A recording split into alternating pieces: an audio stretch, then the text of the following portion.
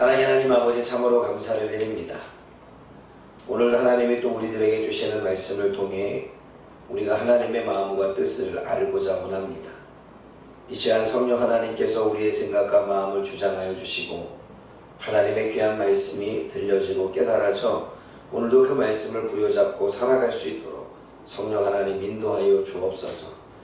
특별히 하나님 고향에 있는 많은 사람들이 예수님의 말씀을 또 예수님의 행위들을 배척했던 것처럼 우리 또한 우리의 삶에 말씀하시는 하나님의 뜻들을 배척하지 아니하고 오늘도 우리가 가슴에 새기며 살아가기를 원하오니 이 시간 하나님의 영으로 함께하여 주옵소서.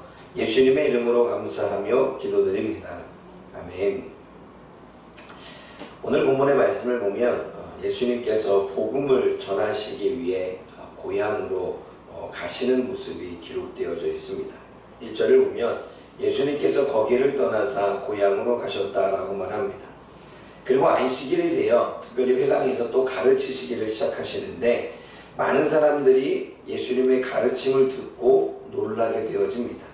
여기서 놀라다라고 하는 이야기는 여러 가지 이야기가 있겠지만 신기하고 기이하게 여겼다라고 하는 의미로 또 쓰여지게 됩니다. 그 예수님의 말씀을 듣고 있던 많은 사람들의 생각이 오늘 본문에 기록되어 있습니다. 우리가 2절 말씀을 보면 많은 사람들이 예수님의 말씀을 가르침을 듣고 놀라서 말하기를, 첫 번째는 이 사람이 어디서 이런 것을 얻었는가? 이 사람이 이것을 어디서 배웠지? 또 두 번째는 이 사람이 받은 지혜와 권능은 어찌 됨이냐? 우리가 알고 있는 사람인데 이 사람의 지혜와 이 사람의 권능과 이 능력들은 도대체 어떻게 된 일이지? 세 번째, 이 사람이 마리아의 아들 목수가 아니냐? 요셉과 야고보와 유다와 시몬의 형제가 아니냐? 그의 누이가 지금도 우리와 함께 살고 있지 않냐? 도대체 이 사람에게 벌어지는 일이 뭐 때문이지? 이 생각을 하고 있다는 것이지요. 여러분, 이건 참으로 중요합니다. 왜냐하면 예수님 회당에서 가르치셨고 하나님의 복음을 전하셨는데 하나님의 말씀과 가르침이 생각나기보다는 도대체 이 사람이 누구지? 이 사람이 지금 이런 능력은 어디서 나타났지? 이런 얘기를 하고 있는 거지요. 그리고 예수님은 그들에게 선지자가 자기 고향과 자기 친척과 자기 집 외에는 존경받지 않음이 없다고 하시면서 소수의 사람들에게만 병자를 고치시고 그들이 믿지 않음을 이상히 여겨 다른 곳을 다니시며 가르치시며 복음을 전하는 것을 보게 되어집니다. 여러분, 예수님의 그 고향 사람들은 예수님의 성장 배경을 다 알고 있습니다. 어떻게 성장했는지, 그리고 어느 집안 사람인지, 동네가 촌이었기 때문에 그 불황 부족 국가로 이렇게 촌같이 이렇게 올려 있었다면 많은 사람들이 더욱더 가까이 지냈겠죠. 또 친척들이 주변에 살고 있었다면 모르는 게 별로 없었을 것입니다. 그러한 상황 가운데 너무나 잘 알고 있기에 예수님이 하나님의 아들이 아니라 목수의 아들로 알고 있습니다. 그래서 오늘 본문에 그들의 생각을 가만히 보면 이 사람이 계속 나옵니다. 하나님의 아들로 여겼다면 이분이나 랍비나 선생이나 여러 가지 의미로 써야셨겠죠. 그런데 이 사람이라고 하는 건 그들은 이 사람이 누군지를 너무나 잘 알고 있던 거죠. 가정의 배경과 성장의 배경과 너무나 잘 알고 있기에 하나님의 아들 메시아가 아닌 목수의 아들로 여겨지고 있고 보게 되는 것입니다. 그러기에 예수님이 가르치시는 말씀과 예수님이 행하시는 사역이 그저 신기할 뿐입니다. 어떻게 목수의 아들, 요셉의 아들이 저럴 수 있지? 어떻게 마리아의 아들이 저럴 수 있지? 그냥 신기할 뿐입니다. 그들의 예수님의 능력과 사역은 사람이 어떻게 그런 일을 할 수 있어? 목수의 아들이 어떻게 그런 일을 할 수 있어? 우리가 알고 있는 예수가 어떻게 그런 일을 할 수 있어? 그냥 신기하게 생각할 뿐입니다. 사랑하는 여러분, 우리도 어쩌면 우리의 삶 가운데 많은 부분에서 하나님이 우리들에게 은혜를 베풀어 주시고 우리가 하나님의 능력을 경험할 때가 있습니다. 그때 우리는 그것을 믿음으로 받아들이는지 아니면 그저 신기하게 여기는지를 우리는 한 번쯤 생각해 봐야 됩니다. 신기하게 여긴다는 것은 어쩌면 우연과도 연결되어 있습니다. 그러나 그것을 믿는다는 것은 하나님의 능력이 하나님의 역사하심이라고 하는 사실을 확고하게 이 마음속에 담아두고 있다는 것입니다. 그들이 신기하게 여겼다는 것은 목수의 아들이기 때문에 신기한 것입니다. 만약에 하나님의 아들이었다면 그것은 신기한 일이 아니라 영광을 돌릴 일이고 그리고 믿음의 일이라는 사실이지요. 그러므로 저와 여러분들도 우리의 삶 가운데 나타나고 있는 수없이 많은 일들이죠. 그 일들 가운데 우리는 그저 신기하게 여기는지 아니면 그것이 믿음으로 다가오는지를 한 번쯤 우리는 생각해 봐야 됩니다. 예수님의 고향의 사람들은 인간적인 눈으로 예수님을 보았기 때문에 인간의 한계가 보일 수 있습니다. 하지만 영적인 눈으로 보게 되면 영적인 눈으로 보면 하나님의 능력을 보게 되는 것입니다. 그러므로 믿음의 눈으로 보는 것과 신기한 눈으로 바라보는 것과 육적인 눈으로 바라보는 것과 영적인 눈으로 바라보는 것은 우리가 생각하고 받아들이는 것이 전혀 다르다고 하는 사실이죠.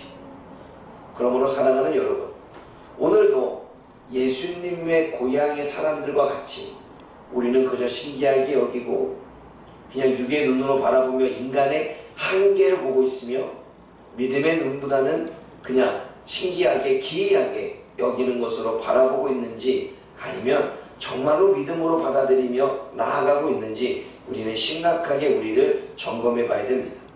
6절 말씀을 보면 그들이 믿지 않음을 이상하게 여기셨다라고 말씀하시는 것을 보면 그들은 믿지 않은 것입니다. 저와 여러분들은 지금까지 신앙생활을 오랫동안 해왔습니다. 우리는 얼마나 하나님의 능력에 대해 하나님의 말씀에 대해 하나님의 가르침에 대해 더 선포되는 하나님의 말씀을 통해 우리는 얼마나 믿음으로 받아들이고 있습니까? 우리가 육의 눈이 아닌 영의 눈이 아닌 육의 눈으로 보면 인간의 한계는 보일 수밖에 없습니다. 그러나 육의 눈이 아니라 영의 눈으로 볼 때 하나님의 일하심을 볼 수 있다는 사실을 깨닫고 오늘도 저와 여러분들이 영의 눈으로 바라보고 믿음의 눈으로 바라볼 수 있는 그러한 신앙생활이 되어지기를 주님의 이름으로 부탁을 드립니다. 두 번째는 예수님은 12 제자를 선택하여 부르시고 훈련을 시키십니다. 그리고 둘씩 짝을 지어 마을로 보내시지요. 예수님은 제자들에게 능력을 주셨다고 말합니다. 귀신을 제어하는 권능을 주셨습니다.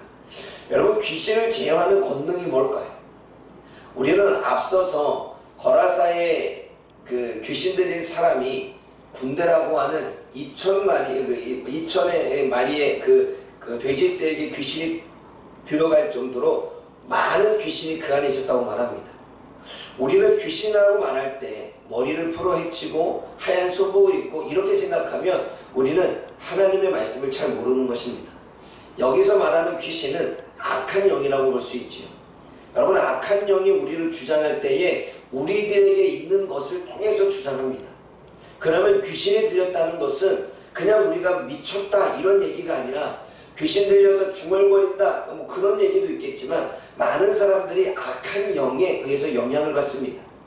내가 두려움이 있으면 두려운 상황이 몰려왔을 때 악한 영의 영향을 받아 우리는 더 두려움으로 빠지게 됩니다.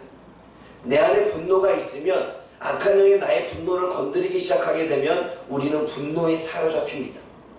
내 안에 자기 연민과 피해의식과 외로움과 미움과 질투와 시기와 교만과 여러 가지가 내 안에 있으면 그것을 사단이 조금 건드렸을 때에 우리는 거기서 넘어지고 쓰러지게 되는 것입니다. 그러면 그때는 제어할 힘도 없습니다. 내가 내 생각을 제어하거나 내 감정을 제어할 수 없습니다. 마치 거라사인의 귀신 들린 사람이 쇠고랑을 차고 했는데도 불구하고 끊어내고 산에 올라가고 또는 들에 나아가서 소리를 지르고 자기 혼자 제어할 수 없었다라고 성경은 기록하는 것처럼 사단이 우리들의 생각을 사로잡고 우리들의 마음을 사로잡고 우리들의 상처를 사로잡고 우리를 피해의식 속에 두려움 속에 분노 속에 사로잡으면 우리는 제어할 수 없습니다. 그게 귀신의 영향과 뭐가 다르겠습니까? 그러면 오늘 귀신을 제어하는 권능을 주셨다는 것은 악한 영을 제어하는 권능을 주셨다는 거죠.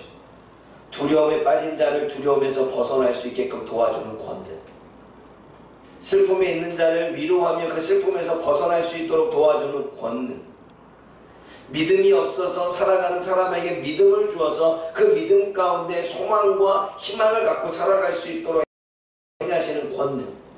단지 우리가 귀신 들린 것은 내가 예수님의 이름으로 명하노니 귀신은 떠나가라, 이 차원이 아니라 하나님의 말씀의 기준으로 담대함을 심어주고, 하나님의 말씀의 기준으로 소망을 주고, 하나님의 말씀으로 기준으로 진리를 가르쳐주고, 하나님의 말씀의 기준으로 죄책감에서 벗어나게 하고, 하나님의 말씀으로 기준으로 성령이 하신 것처럼 위로를 주고 모든 상처로부터 회복되어 줄 수 있도록 돕는 것 또한 귀신을 제하는 권능이라는 것입니다. 그러면 제자들은, 그리고 예수님은, 물론 내가 예수님의 이름을 명하노니 귀신은 떠나가라 그렇게 사역도 하셨지만, 그들과 대화를 통해 그들에게 말씀을 가르치시며 그들에게 설교를 하며 거짓을 바꾸어 진리로 하나님 앞에 나아가도록 도와주는 그 사역들을 행했던 것을 보여집니다. 제자들이 그러한 사역들을 했겠지요. 그런데 예수님은 그들에게 명하십니다. 8절 말씀 읽어볼까요? 그들을 둘씩 보내시며 여러가지 권능을 행하고 복음 전파의 사역들을 감당하기 위해 각 마을로 지역으로 보내시는데, 보내면서 하신 말씀이 있습니다. 8절과 9절 읽어보겠습니다. 시작. 명하시되 여행을 위하여 지팡이 외에는 양식이나 배낭이나 전대 옷이나 아무것도 가지지 말며 짐만 싣고 두 벌의 옷도 입지 말라 하시고. 여러분, 오늘 본문 말씀에 분명히 여행을 위하여라고 이야기합니다.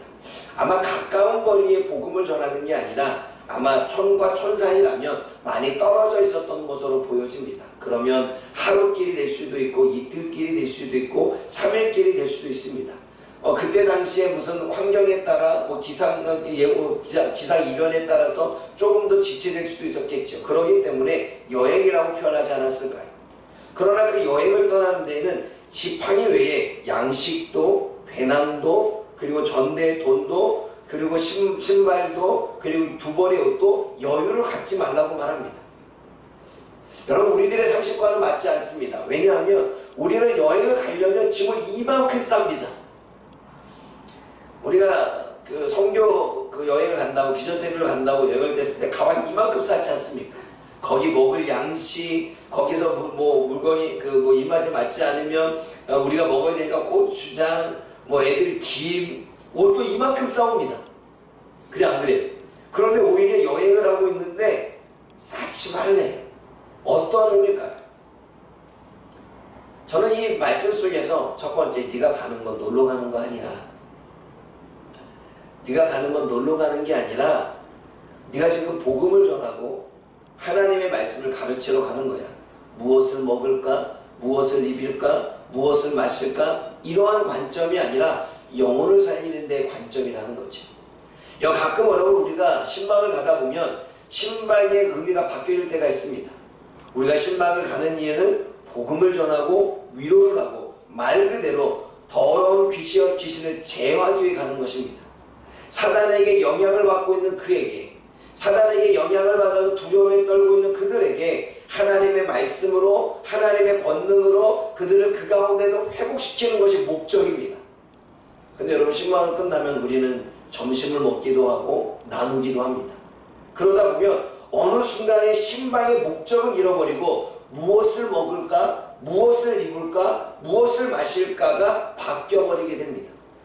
하나님의 말씀을 가르쳐서 그 영혼을 세우는 데 목적으로 갔다가 어느 순간 되돌아보면, 대접을 받다 보면 내가 거기에 무엇을 먹어야 되는지, 무엇을 입을 것인지, 그리고 오늘은 어떻게 대접할 것인지 거기에 초점이 두어서 우리는 목적 자체를 잃어버릴 수 있습니다. 여기서 말하는 여행은 복음 전파의 여행이죠. 그러면 목적은 복음 전파고 영혼을 살리는 일이고 하나님의 말씀을 가르쳐서 그 가정과 영혼을 회복케 하는 게 목적이라면 우리는 그 목적에 집중해야 됩니다. 양식, 옷, 배낭, 돈, 이것보다도 영혼의 목적인 것입니다. 그러면 하나님께서는 하나님께서 필요하신 것을 채워주십니다. 내가 양식을 생각하지 않아도, 내가 물질을 생각하지 않아도, 내가 복음 전파를 위해서 영혼을 회복하기 위해 필요하다면 하나님이 대접을 받게 하시던 필요한 것들을 채워주시던 그것은 하나님이 하시는 일입니다. 또 두 번째로는 오직 하나님만 의지하는 거죠. 여러분, 우리가 물질을 갖다 보면 만족을 느낍니다. 만족을 느끼게 되면, 부족함을 느끼지 못하게 되면 하나님을 찾지 않는 걸 우리 누구나 잘합니다. 여러분, 삶에 문제가 없습니다. 삶의 돈으로도 걱정되지 않습니다. 주변의 사람이 나를 정말 스트레스 받거나 문제를 주거나 뭔가 마음속에 이렇게 그 상함을 주지 않습니다. 그러면 우리는 안일함에 빠지게 되죠. 안일함에 빠지게 되면, 만족감에 빠지게 되면 무엇이 문제인지, 어떠한 일들이 벌어지고 있는지 분별할 수 없습니다. 만약 많은 돈이 있고 양식도 풍부하고 여유의 옷벌이가 다 있다면 분명히 부족함을 느끼지 않았을 것입니다. 그러면 사역을 하면서도 기도하지 않았고, 사역을 하면서도 하나님을 의지하지 않았고, 사역을 하면서도 뭔가 만족할 만한 것들, 부족하지 않는 것들이 있기에 더욱더 간절히 하나님을 찾지는 못했을 것입니다. 그래서 문제가 생겨야 간절히 하나님을 찾고, 내가 바닥 같은 인생을 살아야 하나님을 찾고, 내 삶에 일들이 생겨야 하나님을 찾게 되는 일이 벌어지는 것입니다. 그러므로 사랑하는 여러분, 하나님의 여행을 위해서 지팡이 외에는, 지팡이는 또 보통 모세가 호해를 갈랐던 능력의 지팡이, 하나님의 능력을 믿고 다른 것들을 생각하지 말라라고 하는 하나님의 뜻이 이 안에 담겨져 있다는 사실입니다. 그러므로 사랑하는 여러분, 오늘도 저와 여러분들이 이 말씀을 듣고 우리가 어떻게 여행을 위해서는 어떠한 자세로 우리가 나아가야 되는지, 그리고 귀신을 제어하는 권능이 과연 내가 귀신을 제어하고 쫓아내는 부분이 내가 예수님의 이름 명하는 귀신을 떠나가라, 과연 이것만 있는지. 여러분, 귀신은요, 내가 하나님의 말씀만 붙잡아도, 하나님의 진리만 붙잡아도 두려움이 떠나고, 하나님의 진리만 붙잡아도 거짓말이 속지 않습니다. 그러므로 내가 나를 향하여 예수님의 이름으로 명하는 귀신은 떠나가라, 악한 영은 떠나가라 하지 않아도 진리 대신 하나님의 말씀만 믿으면 사단은 더 이상 내 안에 역사할 수 없는 것입니다. 오늘도 그렇게 오늘 이 말씀들을 저와 여러분들을 잘 고민하며 그렇게 묵상하고 적용하며 살아가기를 주님의 이름으로 부탁을 드립니다. 기도하겠습니다. 사랑의 하나님 아버지, 참으로 감사를 드립니다. 오늘도 하나님이 주시는 말씀을 통해 하나님, 우리는 무엇을 깨달아야 될까요? 육의 눈으로 바라보니 예수님은 목수의 아들이었습니다. 아무리 많은 사역을 해도, 아무리 많은 능력을 행해도, 아무리 좋은 말씀을 가르쳐도 육의 눈으로 보면 그냥 목수의 아들이기에 신기하게 여겨질 뿐입니다. 그러나 우리가 영의 눈으로 보면 조금 부족해도, 사람처럼 보여도 그로부터 흘러나오는 말씀과 능력이 하나님의 역사임을 우리가 알 수 있습니다. 하나님, 우리는 기이하게 여기는지 믿음으로 받아들이는지, 우리는 육의 눈으로 보며 하나님의 능력을 제한하는지 영의 눈으로 보며 초월적인 하나님의 능력을 믿고 받아들이는지 우리가 되돌아보기를 원합니다. 특별히 하나님, 저 주님께서는 저와 우리 모두에게 귀신을 제어하는 권능을 주셨습니다. 그것은 하나님의 말씀입니다. 하나님의 말씀으로 우리 안에 역사하는 귀신의 영향을 제어할 수 있습니다. 하나님의 말씀으로 악한 영이 많은 사람들을 끌고 갈 때 하나님의 진리의 말씀을 선포하여 하나님 그 모든 것들을 제어할 수 있습니다. 오늘도 우리가 그 능력을 가졌사오니 그 능력을 발휘하며 살아갈 수 있도록 하나님, 우리를 사용하여 주옵소서. 특별히 하나님, 우리가 복음 전파의 사역이, 영혼을 살리는 사역이 우리의 삶의 목적이 되어지되 무엇을 입을까, 무엇을 마실까, 무엇을 먹을까가 하나님 우리의 목적이 되어지지 않도록 하나님, 우리가 과연 어떠한 자세로 하나님의 사역들을 이루어가야 되는지 늘 고민하며 생각하며 적용할 수 있도록 도와주옵소서. 예수님의 이름으로 감사하며 기도드립니다. 아멘.